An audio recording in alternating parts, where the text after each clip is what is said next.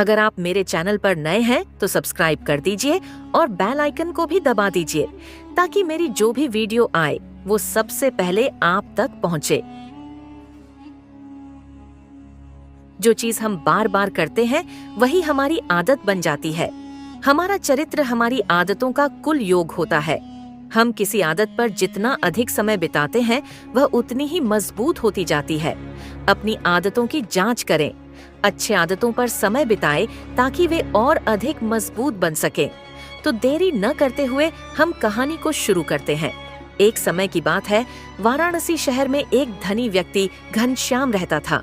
उसके पास बहुत संपत्ति थी, लेकिन उसका इकलौता बेटा हेमंत एक बिगड़ैल लड़का था जिसकी कई बुरी आदतें थीं। घनश्याम को अक्सर अपने बेटे के भविष्य की चिंता होती थी। एक दिन घनश्याम ने एक वृद्ध विद्वान से अनुरोध किया कि वह उसके बेटे को उसकी बुरी आदतों से दूर करे।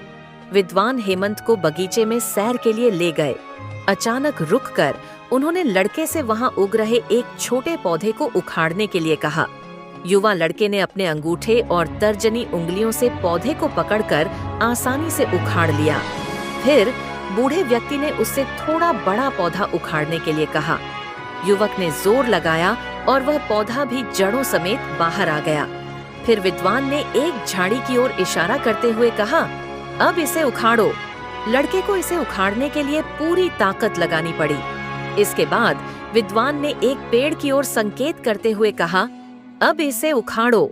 हेमंत ने तने को मजबूती से पकड़ा और उसे उखाड़ने की कोशिश की, लेकिन पेड़ हिला तक नहीं। यह असंभव है, लड़के ने जोर लगाते हुए कहा। बिल्कुल ऐसा ही बुरी आदतों के साथ होता है, बूढ़े विद्वान ने कहा। जब वे नई होती हैं तो उन्हें उखाड़ना आसान होता है, लेकिन जब वे गहरी जड़ें जमा लेती हैं तो उन्हें उखाड़ना बहुत कठिन हो जाता है। बगीचे में इस छोटी सी सैर ने लड़के की जिंदगी बदल दी। उसे एहसास हुआ कि यह सही समय है कि वह अपनी बुरी आदतों को छोड़ दे, इससे पहले कि वे उस पर पूरी तरह हावी हो जाएं।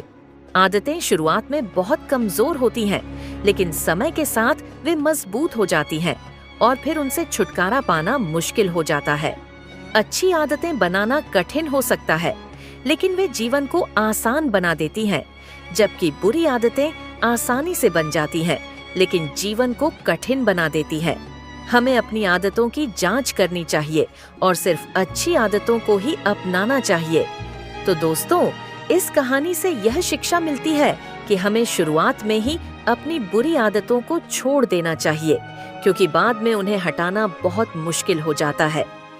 अगर कहानी अच्छी लगी हो तो लाइक कर दीजिए और प्यारा सा एक कमेंट भी कर दीजिए और साथ ही साथ सब्सक्राइब भी कर दीजिए। धन्यवाद।